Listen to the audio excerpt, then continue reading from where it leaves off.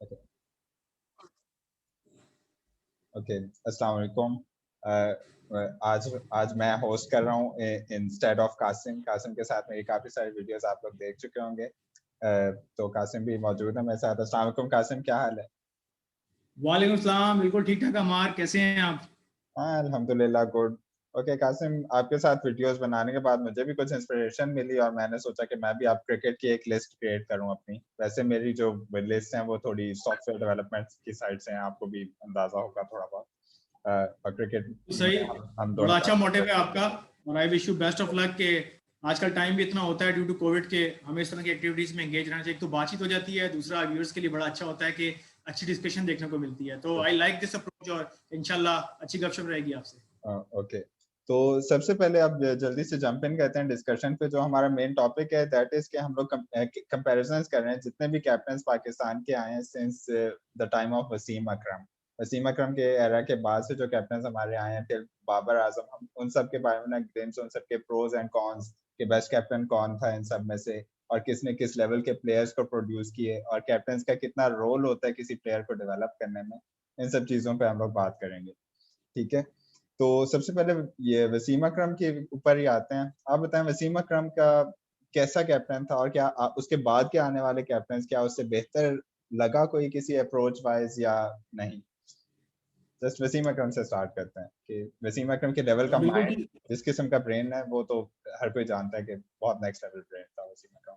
बिल्कुल ठीक अमार, आपने बात स्टार्ट की। ये बात है कोई लेट 90s आप कह लो, 96 97। अब मुझे याद है कि वर्ल्ड कप पे हम इंडिया पाकिस्तान में वर्ल्ड कप ये हो रहा था, जो श्रीलंका ने विन किया था और पाकिस्तान लाहौर में फाइनल था।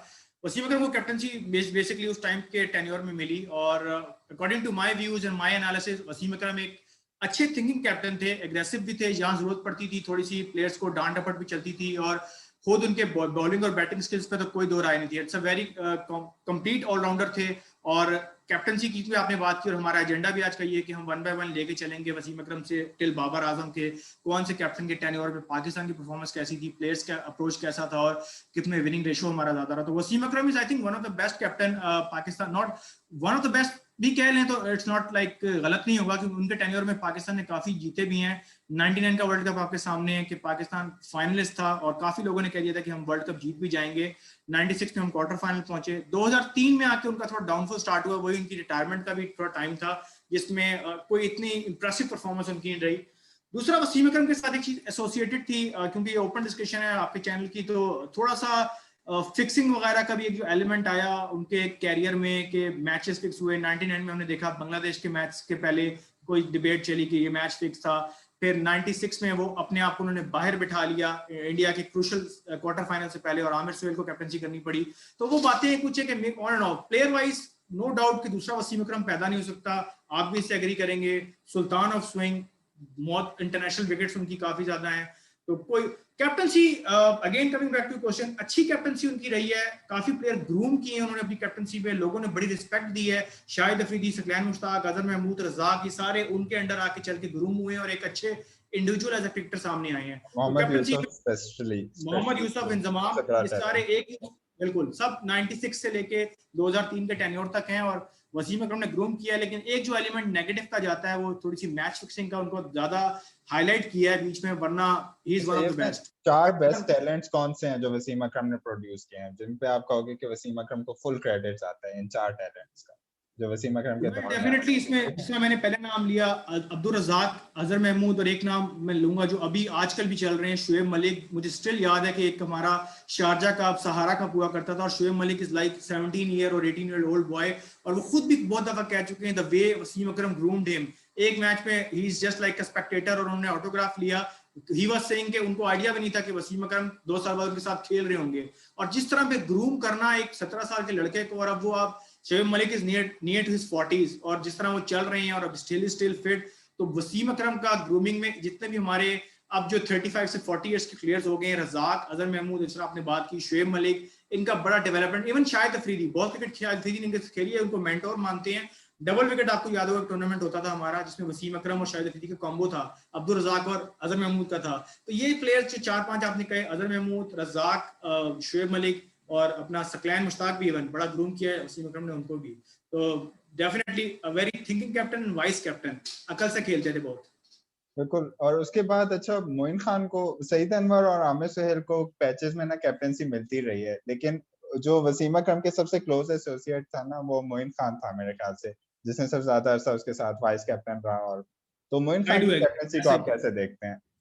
मोइन मोइन खान को इतनी ज्यादा नहीं मिली, लेकिन मुझे याद है कि 2000 का एशिया कप था जो हमने वाहिद अभी तक जीता था बिफोर मिसबा ने, जो 2012 में हमने सेकंड टाइम विन किया। तो मोइन खान की कैप्टनसी इतने ज्यादा टेन्योर की नहीं रही, लेकिन जिस तरह आपने बात की मैं सेकंड करूंगा, वसीम अकरम की सबऑर्डिनेशन में उन्होंने बहुत क्रिकेट खेली है एज अ वाइस कैप्टन, उनको ग्रूमिंग वहां से भी मिली है। मोइन और जो वसीम का आपस में केमिस्ट्री थी काफी अच्छी थी और बड़ा एक दूसरे को सपोर्ट करते थे। तो वही चीज हुई कि मोइन खान के टेन्योर में हमने फर्स्ट टाइम एशिया कप जीता, वरना नॉर्मली एशिया कप में श्रीलंका और इंडिया का राज था।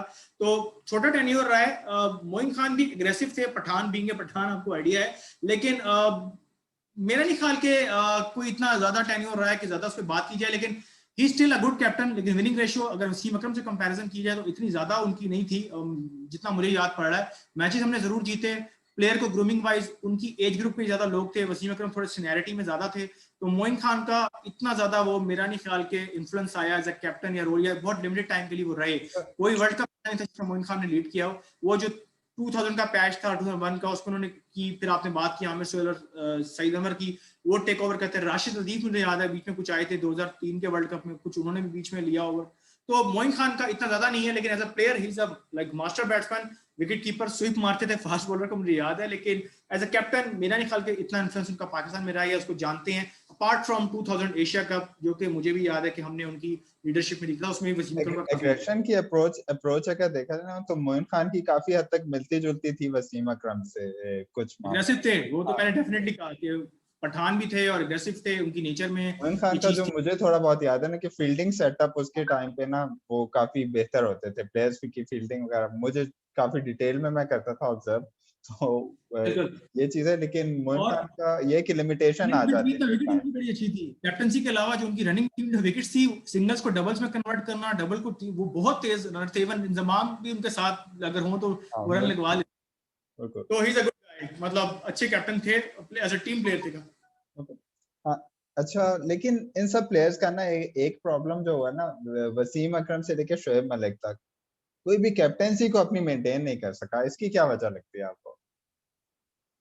अमर मेरे ख्याल से अगर उस एज ब्रैकेट को या उस एज ग्रुप को देखें ना, सारे हमारे स्टार प्लेयर्स थे। जिस तरह आपने भी थोड़ी देर पहले बात की, मोहम्मद यूसुफ, जो उस टाइम यूसुफ यूहाना थे, इंजमाम हो गए, जमान रजाक ने हो तो गए, ये बहुत अच्छा मैनेज किया था, वैसे अपनी कैप्टेंसी को सेव किया था नहीं। थ्रू अभी आउट। मैं कैप्टनसी की नहीं, उनके अंडर बात कर रहा हूँ कि एक थोड़ा सा जो पॉलिटिक्स या आप कह लो कि डिप्लोमेटिक वाली अप्रोच आ जाती है कि वो क्या, ये पाकिस्तान में चीज रही है। जिस तरह आमिर सुहेल ने लेट डाउन करने के लिए वसीम के एक ग्रुपिंग बना ली, हमारा ग्रुप ये हो गया, इसमें 4 मखसूस प्लेयर हैं, फिर हमारा सेकंड ग्रुप ये, वसीम अकरम अपना एक टोला लेके साइड पे हो गया कि हमारा ये ग्रुप है। तो उससे ये होता है कि जब आप प्लेइंग 11 मैदान में उतारते हो तो बाहर नजर आता है आप एक टीम हो, अंदर क्या चल रहा है। सलीम मलिक की कंट्रोवर्सीज आपको पता होंगी, हम उनको भूल गए हैं। तो वो he is one of the like main factor जो कंट्रोवर्सीज में काफी रहा है और हाँ? पाकिस्तान को काफी कौन इम्पैक्ट भी कौन कौन लगा। किसकी बात कर? सलीम मलिक, सलीम मलिक, हाँ सलीम मलिक, बिल्कुल बिल्कुल बिल्कुल। ये भी वसीम के टाइम के प्लेयर्स हैं। इजाज अहमद भी इवन हम भूल गए हैं, वो भी बड़ा स्टार प्लेयर था, मुझे पर्सनली बड़ा पसंद था the way he place cricket. तो जो आपने बात की कि इस दौरान इतनी मेंटेनेंस नहीं रही, उसकी जो मुझे मेजर फैक्टर लगता है कि हर कोई चाहता था कि उसको एक कैप्टनसी जैसा रोल मिले, लीडरशिप का रोल मिले, और वो अपने सबऑर्डिनेट पे थोड़ा हावी हो। क्योंकि ये पोजीशन ऐसी है कि पाकिस्तान में कोई कुर्सी हो लो, आप पार्लियामेंट देख लो, प्रेसिडेंटशिप देख लो, लोग चाहते हैं कि हमें मिले, इरिस्पेक्टिव के वो आपके पास माइंड भी है उस चीज को लीड करने वाला कि नहीं।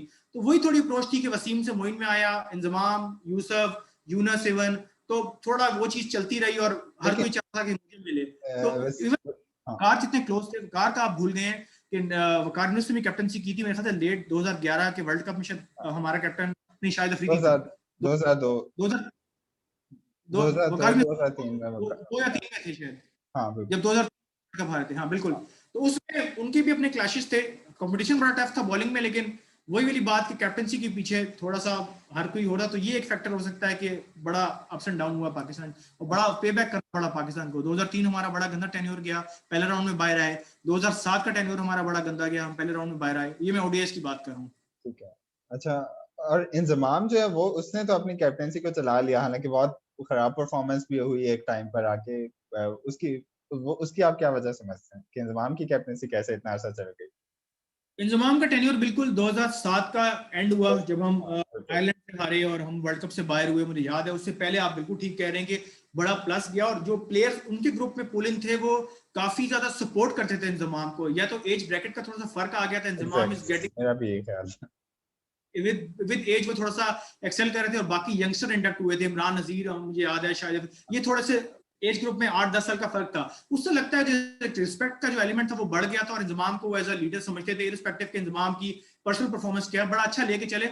इवन दो मेरा पर्सनल व्यूज है, मैं इंजमाम को एज इतना अच्छा थिंकिंग कैप्टन नहीं मानता। प्लेयर वो नो डाउट बड़े बेस्ट थे, लेकिन एज अ थिंकिंग ब्रेन या थिंकिंग कैप्टन क्रिकेट को मुझे नहीं लगता कि इंजमाम में वो लीडरशिप क्वालिटीज थी। थोड़े से सुस्त आप कह लो, या ऑन द फील्ड आपको एग्रेसिव जिस तरह अजहर अली हैं, वो भी कोई इतने बल्कि या उस तरह नहीं कि मैं कहूँ सुस्त हैं, लेकिन उनको भी मैं अच्छा लीडर नहीं मानता बिल्कुल। तो यही वजह थी जो आपकी वाली बात की, थोड़ा सा जो एज ब्रैकेट आ गया था उससे इंजमाम को फायदा हुआ और वो अब उन्होंने यूटिलाइज किया। बैटिंग पर एक थोड़ी सी बात कर लेते हैं, कैप्टनसी पे काफी डिस्कशन होगी। जस्ट एक एक दो सवाल ही हैं आपके ख्याल में, जो पाकिस्तान का best ever batsman till Babar Azam, आपके ख्याल में कौन है जो कि पता चलता है कि ये वर्ल्ड क्लास दुनिया का बेस्ट प्लेयर इसमें से आता है? आपके ख्याल में किसको आप कहेंगे? इंजमाम को कहेंगे, मोहम्मद यूसुफ को कहेंगे, बाबर आजम को कहेंगे, या कोई भी हो सकता है, या सलीम मलिक को कह सकते हैं कि वो भी मैं बहुत इसमें क्लास का टॉप थ्री प्लेयर कहना था? मैं इस पर टॉप 3 कहना चाहूंगा अमार, क्योंकि डेफिनेटली हर एरा का एक प्लेयर है। अगर आप थोड़ा सा लेट 90s की बात करो तो मेरे फेवरेट स्टाइलिश कवर ड्राइव उनकी बड़ी मशहूर थी, सईद अनवर, जो मुझे लगता था कि एक टाइम पे बहुत डोमिनेट करेंगे। और सेंचुरीज की अगर देखी जाए तो अभी भी उनकी 20-22 सेंचुरीज थी, उससे करीब भी पाकिस्तान का कोई प्लेयर अभी तक भी शायद नहीं आ पाया। सईद अनवर क्लास थी। इंजमाम और यूसुफ में, इंजमाम नो डाउट प्लेयर थे, लेकिन क्लास वाइज अगर देखिए मोहम्मद यूसुफ मुझे बहुत ज्यादा क्लासिकल लगते थे। उनकी जो बैटिंग थी, उनकी जो ड्राइव्स थी, इंजमाम बड़ा प्लेयर है, मैं ये नहीं कह रहा उसका कंपैरिजन यूसुफ से है, दोनों अपनी जगह। इवन यूनुस खान भी देख लें तो टेस्ट क्रिकेट में बात करें तो वो भी अपनी जगह बड़ा 10,000 रन कर लिए। लेकिन इन तीनों में यूनुस, इंजमाम और यूनुस की जब बात होती है, यूसुफ मुझे बड़े थे। और यूसुफ की जो बैटिंग देखने का मजा आता था ना, अगेंस्ट ऑल कंट्रीज, इंग्लैंड हो, वो ड्राइव से आपको आइडिया होता था कि प्लेयर का ग्लैमर कितना है, प्लेयर की क्लास कितनी है। और तो मुझे सेकंड पे क्लास, और मॉडर्न डे क्रिकेट की बात करूं आजकल तो बाबर आजम को कोई कम्पीट नहीं कर रहा पाकिस्तान में, मुझे लग रहा है इंशाल्लाह काफी रिकॉर्ड हो जाएंगे। तो सईद अनवर, मोहम्मद यूसुफ और बाबर आजम, ये तीन मैं समझता हूँ कि मेरी लिस्ट में अभी तक पाकिस्तान ने बेस्ट प्रोड्यूस किए हैं एज अ बैटिंग टॉप पे अक्रॉस इन टेस्ट। तीनों में से अगर आपने टॉप पे रेट करना हो, किसको करें? इन तीनों में करना हो तो अर्ली टू से अगेन, क्योंकि बाबर का भी कैरियर इतना ज्यादा उसमें नहीं है, मिड लेवल आप कह सकते हो, 2016 में स्टार्ट किया और 5 साल हुए हैं। तो मेरे ख्याल से मैं शायद मोहम्मद यूसुफ पे जाऊंगा। मुझे वो बड़ा एलिगेंट और टेक्निकली साउंड लगता है। जिस ईयर में उसने वर्ल्ड रिकॉर्ड भी बनाया, सेंचुरीज पे सेंचुरी की, वेव रिचर्ड्स का रिकॉर्ड तोड़ा, तो मुझे पर्सनली यूसुफ की बैटिंग, और अभी जिस तरह उसने ग्रूमिंग किया है, ये इस्लामाबाद के प्लेयर हैं, फहीम अशरफ है और एक आध प्लेयर है, उसने टेक्निक को जिस तरह लाइक गया है और उसको बताया है, तो बड़ा इंप्रूवमेंट आया है। इवन आपने भी बात खान की है, पता मसूद में भी देख नहीं, लें। बिल्कुल ये चीजें होती हैं जो आपके छोटे 19-20 के फर्क होते हैं। एक स्पेशलिस्ट आपको बता दे तो आप एक डिफरेंट प्लेयर नजर आते हो। रिजवान के साथ, आपसे पहले फारिस के साथ मैं सेशन करता हूं, उन्होंने बताया कि रिजवान के साथ यूनुस खान ने काफी काम किया है, वो उससे पावर हिटिंग नहीं होती थी। इवन दो यूनुस खान भी कोई इतने पावर हिटर नहीं है, लेकिन फारिस जो मुझे बता रहे थे थोड़ी देर पहले कि बड़ा होमवर्क किया, और Rizwan it's a different product. मतलब आप उसको देख बिल्कुल लेंगे, बिल्कुल। शॉट्स है उनकी, हर जगह खेलते हैं, तो इट डेफिनेटली मैटर। तो again coming back to your question, Mohammad Yousuf is the player जो मुझे ऑल टाइम स्टार लगता है पाकिस्तान की बैटिंग में अभी तक। हाँ ठीक है। अच्छा, वैसे मैं अगर कंपैरिजन करता हूँ ना, तो मैं देखता हूँ कि टेक्निकल फ्लॉज में जिसमें मिनिमम है, मैं अगर उसके लिहाज से देखूँ तो मैं बाबर आजम को पर्सनली रेट करता हूँ। ठीक है। नो डाउट अच्छा है, लेकिन अभी 5 साल में मैं उस नहीं कह सकता, बड़े पीक पे माशाल्लाह पहले ही चले गए हैं और सारे रिकॉर्ड वो तोड़ेंगे इंशाल्लाह, ये भी मुझे श्योरिटी है। लेकिन थोड़ा सा कैरियर को एक्सटेंड करें, 10 साल 12 साल, जिस यूसुफ भी खेले थोड़ा, तो आइडिया हो जाएगा। अभी बड़ा टेस्ट है बाबर आजम का। जैसे हर दौर में ना एक बहुत वर्ल्ड क्लास बॉलर होता है, अब जाहिर है उस तरह के नहीं है, मैकग्रा वगैरह के लेवल पर नहीं है, लेकिन बाबर आजम वगैरह जो है ना, बाबर आजम की ये चीज है, ये किसी के अगेंस्ट भी स्ट्रगल करता हुआ नजर नहीं आया कि स्ट्रगल कर रहा है। मोहम्मद यूसुफ और इंजमाम जो है मैकग्रा के अगेंस्ट स्ट्रगल कर करते जाते थे, गिलेस्पी के अगेंस्ट बहुत ज्यादा थे, करते थे, सिर्फ जॉन इस वजह पॉलक से बड़ा मैं। परेशान करते थे, मैगरा बड़ा परेशान करते थे, हाँ, इस तरह शॉन पॉलक, हाँ ठीक है। जेम एंडरसन थे इंग्लैंड के, मुझे याद है यूसुफ की मिडल स्टंप उड़ जाती थी, हाँ समझ ही नहीं लगती थी।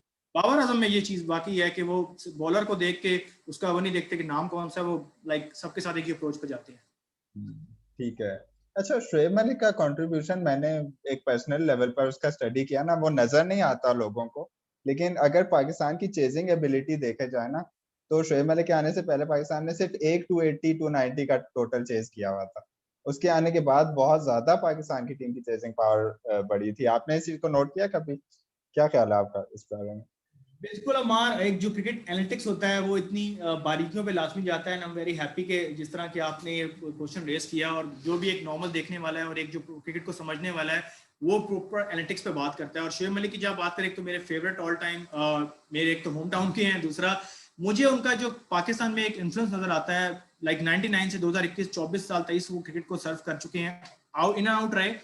चेजिंग एबिलिटी में इवन आपने पीएसएल में भी देखा और ओवरऑल इंटरनेट क्रिकेट में देखे, उनका बहुत ज्यादा इंपैक्ट है पाकिस्तान की चेजिंग में। अब ही इज लाइक, एक टाइम पे हम मोइन खान को कहते थे ही is a man of crisis, लेकिन शोएब मलिक मैं समझता हूं अब वो बंदा है कि जो कूल काम, उसको पता है कि कब मैंने स्ट्राइक रेट को चेंज करना है, कौन से ओवर में मैंने चेंज करना है, और मैं ये चेज कर जाऊंगा। अभी रिसेंट या फाइनल में भी उनकी थोड़ी सी जो वीडियो आई बीच में कि 6 ओवर में कोई 80 रन चाहिए थे, and he was pretty confident कि I am gonna do that. हुआ नहीं वो अलग बात है, लेकिन एक आपकी मेंटल एबिलिटी बंदा बताता है कितना वो मैच्योर है, कितना कॉन्फिडेंट है अपने आप पे।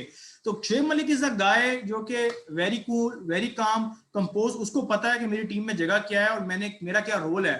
तो इस तरह की जो एनालिटिक्स की बात आप जैसे क्रिकेट एक्सपर्ट के लिए से मैं सुन सकता हूँ, और बड़ा अच्छा लगा ये सुन के इतनी बारीक वीडियो पे आप जाते हैं कि स्टैट्स की नजर में चेजिंग एबिलिटी देखी जाए तो Shoaib Malik is one of them. और ये टॉप, अगर प्लेयर्स में भी आप कंपैरिजन करो तो मेरे ख्याल से शोएब मलिक टॉप 5 में होंगे अराउंड द ग्लोब, जो चेजिंग में इतने अच्छे हैं विद डिसेंट स्ट्राइक रेट। तो it's a very valid point, I do second you के ऐसा मैंने भी ऑब्जर्व किया है, और मैं फॉलो क्रिकेट को आपको भी पता है बहुत ज्यादा करता हूँ। तो Shoaib Malik is the guy जो कि सेकंड टाइम पे, मुझे याद है 2011-12 में जो इंडिया की सीरीज थी, हम एक मैच फंस गया था एंड में, रविंद्र जडेजा बॉल करते, शोएब मलिक ने छक्का मार के मैच जितवाया। बहुत से ऐसे मैच है शोएब मलिक ने फिनिश किए।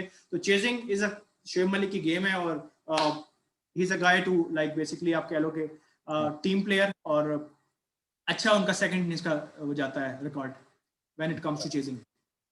अच्छा, वैसे एक और चीज, शोएब मलिक को क्यों कैप्टेंसी जो है उसको आप कहाँ रेट करते हैं? क्योंकि उसकी कैप्टेंसी भी ना एक हद तक बहुत अच्छी जाती है, बाद में कोई लिमिटेशंस आ जाते हैं या इमोशनल फैक्टर्स आ जाते हैं जिनकी वजह से ना वो अक्सर फ्लॉप हो जाते हैं, और खास तौर पे अपनी एज बढ़ने के बाद तो वो प्लेयर्स को मैनेज ही नहीं कर पाए एज अ कैप्टन। आपका इस पे आप क्या कहें? हमारा again a very valid question, और being a Shoaib Malik fan and supporter, 2015 का वर्ल्ड कप जो हमारे मिसबा की लीडरशिप में और फिर मिसबा और अफरीदी रिटायर हुए, तो मेरा स्टांस था कि शोएब मलिक शायद वापस, और 2015 के बाद ही उन्होंने कमबैक भी किया। शोएब मलिक ने बड़ा अच्छा कमबैक किया, वेस्ट इंडीज की सीरीज थी मुझे याद है, चैंपियंस ट्रॉफी में हमारा क्वालिफाई नहीं हो रहा था, शोएब मलिक का बड़ा रोल था क्वालिफाई कराने में, वेस्ट इंडीज को हमने मारा। तो शोएब मलिक के फेवर में रहा हूँ, कीपिंग इन माइंड कि डोमेस्टिक में जो सियालकोट स्टैलियंस से एक उनका चल रहा था ना कि जितवाते आ रहे थे, इवन दो सियालकोट स्टैलियंस में काफी स्टार मौजूद थे, लेकिन कैप्टनसी उनकी इंटरनेशनल में 2007 में उन्होंने टेक ओवर किया अंजुमान को टी20 वर्ल्ड कप में, के बाद जो हम वर्ल्ड कप से आउट हुए और हमें फाइनल में पहुंचाया। मेजबान अगेन अनफॉर्चुनेट शॉट खेला और हम टी20 में रनर अप रहे। वहां से एक उनकी थिंकिंग कैप्टन मुझे हमेशा लगे हैं, वो बंदा भी सोचता है। अभी भी आपने देखा होगा कि जो भी हमारा कैप्टन हो, चाहे बाबर आजम हो, चाहे जल्मी में वहाब रियाज हो, शोएब मलिक साथ खड़े नजर आए, कुछ ना कुछ अपनी इनपुट दे रहे होते हैं, बीइंग ए सीनियर प्रो या आप समझ लो। तो उनका एक माइंड जरूर है। चैंपियंस ट्रॉफी में फखर जमान ने बोला कि हम जब इंडिया से हारे हम सब लाइक बिल्कुल फेड अप हो गए थे, शोएब मलिक ने मोटिवेशन एक लेक्चर दिया हमें पास। तो दिस इज अ गाय जो आपको एक इन्फ्लुएंसिंग, एक करिज्मेटिक पर्सनालिटी रखता है, जो बताता है यार कि where we stand from, Pakistan कहां से आया है और कहां क्या हमारा बैकग्राउंड था, किस तरह हमने टाइटल जीते। तो कैप्टनसी उनकी अभी भी आप देखो तो 62% रहेगी उनकी विनिंग में। अगर आप देखो ना पाकिस्तान बेस्ट कैप्टन 60% पे वो भी जा रहे होंगे जितने मैचेस उन्होंने खेले हैं। अप्स एंड डाउन आए, पॉलिटिकल चीजें आई, डिप्लोमेटिक थोड़ा सिनेरियो आया, इन एंड आउट हुए, ये पाकिस्तान में चीजें चलती हैं, ओवरकम किया, कोई दूसरा कैप्टन आ गया। लेकिन मैं इनको अच्छा कैप्टन मानता हूँ और मैं फेवर में था 2015 के बाद 19 तक उनको कैप्टनसी मिलती, लेकिन बोर्ड मेरे ख्याल से किसी और कैप्टन में गया था और सरफराज को मिला था मेरे ख्याल से इसके बाद 2015 में, इस बार के बाद सरफराज ने किया। हाँ बिल्कुल। सरफराज गुड बेसिकली, लेकिन शोएब मलिक के फेवर में था। और आपने खुद देखा जब सरफराज आउट हुए, वो जो उनका एक साउथ अफ्रीका के प्लेयर से थोड़ा सा वो हुआ था एक 4T20 में, कुछ रिमार्क, तो शोएब मलिक कैप्टन ऐसे वापस आए। तो वो चीज वही चल रही थी कि ये 2-3 नाम जो रिपीट होकर वापस आएंगे। तो again coming back to your question, Shoaib Malik is a good captain, thinking captain. और कैप्टन वही अच्छा होता है जो लाइक थिंकिंग कैप्टन हो, लड़वाए टीम को मैदान में, ना कि आप गुस्सा करो या वो तरह करो। अप्रोच होनी चाहिए, नजर आए कि लीडरशिप स्किल है बंदे में और टीम आपको रिस्पॉन्स भी करे। हाँ, लेकिन पीएसएल में मैं कहूंगा Shoaib Malik is not a good captain. Karachi Kings हमारे सामने है, मुल्तान सुल्तान हमारे सामने है, वो डिफरेंट बॉल गेम है। रवि बुपारा ने भी बड़ी कमेंट्स किए थे जब कराची किंग्स फर्स्ट टाइम हारी थी। शोएब मलिक ने बड़ा डिफेंड भी किया कि मैं सियालकोट का स्टैलियंस का कैप्टन रहा हूँ, पाकिस्तान का डोमेस्टिक नंबर 1 कैप्टन हूँ। लेकिन वो चीजें इंटरनेशनल लेवल या पीएसएल तक के लेवल पे जब आप फॉरेन प्लेयर के साथ हो इतनी मैटर नहीं करती। Still I rate one of the good captain Pakistan produce. ठीक है। अच्छा, अब अगर आप देखना चाहें कि कैप्टेंसी वाइज बस एक फाइनल टेक लेते हैं इस पे कि सरफराज वसीम अकरम के बाद के कैप्टन आए हैं, उनमें बेस्ट आप किसको कहेंगे? सरफराज को कहेंगे या इंजमाम, शुएब मलिक और यूनस खान, जितने भी हैं, आप किसको कहेंगे? This is a final question. Tricky and tough one. Basically मुझे देखा जाए इंजमाम यूसुफ यूनुस के फेवर में मैं एज अ कैप्टन कभी नहीं रहा। मैंने पहले भी बात की कि वो बैट्समैन नो डाउट बड़े अच्छे थे अपने कैलिबर के हिसाब से, और हर बंदे की डोमेन होती है, लीडरशिप के अफरीदी ट्रेड्स। और मिसबाह उल हक ये भी आए इन्होंने। बिल्कुल, मिसबाह भी अपनी जगह, लेकिन मुझे जो इनमें से थोड़ा सा बेहतर एज ए कैप्टन लगा है, जो कि इसमें हर चीज कवर होती है कि प्लेयर्स उससे कितना खुश हैं, टीम के प्लेयर्स को वो किस नंबर पे खिला रहा है, किसको कर शिफ्ट करना है रोल, वो किस प्लेइंग 11 किस कंट्री के साथ क्या खिलानी है, उस चीज को मैं देखूं तो मुझे सरफराज बेटर लगे हैं। मैं सरफराज से कभी अगेंस्ट नहीं गया, क्योंकि सरफराज लड़ता हुआ दिखाई देता है। सरफराज एग्रेसिव जरूर है, बॉलर को डांटते हैं थोड़ा सा, इस पे अगर वो होमवर्क कर लें, which is not bad thing either. अगर आप लीडर हो और आपको लग रहा है आपकी टीम को लड़वाना है, तो बॉलर को जाके बकअप करना, ये चीजें सरफराज एक काम है। जिस तरह अजहर अली की मैं ऑन कंट्रास्ट बात करूं तो बड़ा ही चौके बड़े, he is like stay quiet के यार हो रहा है ठीक है, अगला ओवर 2 विकेट निकल आएगी, वो चीज बनती नहीं है। Sir Shoaib Malik other one के सरफराज, लेकिन शुएब मलिक की जब भी कैप्टनसी की बात आई, कोई भी क्रिकेट लवर होगा वो पॉलिटिक्स का वर्ड यूज जरूर करेगा शुएब मलिक के साथ। सरफराज में वो चीज नजर नहीं आई।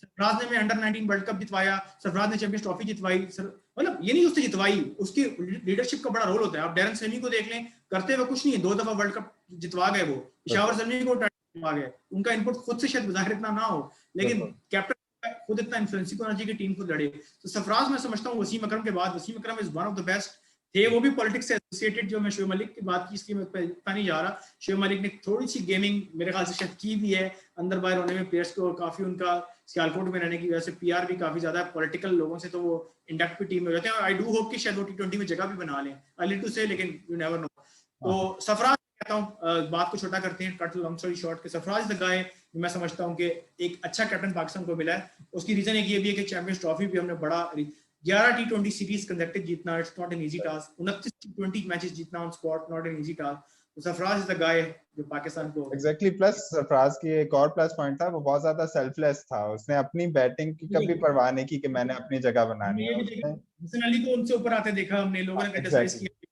कोई आपके लिए बात की सरप्लस। शुएब तो ये अख्तर वगैरह ने पहले ही क्रिकेट 2015 के वर्ल्ड कप में कह दिया था कि भाई ये अपनी जगह खत्म करवाएगा टीम से, जिस तरीके से ये खेल रहा है, इसको खुद ऊपर आना चाहिए। हालांकि उसको बिल्कुल ऐसा ही है। साफ नजर आ मैं रहा था सेकंड अगर ये ऊपर आया तो टीम को नुकसान होगा, हारिस सोहेल ऊपर आएगा तो टीम को बेनिफिट होगा। चलें आई डू। यहीं पर ही बस थैंक इतना यू ही सो रखते मच हैं। अमान, बहुत अच्छा आपका शो था, बड़ा अच्छा स्टार्ट किया, और इंशाल्लाह ये सेशन हमारे चलते रहेंगे व्यूअर्स के लिए भी, और बड़ी अच्छी डिबेट हो जाती है, चीजें कुछ रिवाइज होती हैं। तो बड़ा अच्छा लगा आपसे बात करके। आप भी मेरे चैनल पे कंटिन्यू सपोर्ट आपने की, पीएसएल पे लोगों ने आपको बड़ा लाइक किया, आपके एनालिसिस को बहुत स्पॉट ऑन 100% प्रेडिक्शंस भी आपकी गई, पेशावर जल्द में आपकी टीम रनर अप भी रही। तो इंशाल्लाह चलते रहेंगे, आप जब भी इनवाइट करेंगे I will there for you.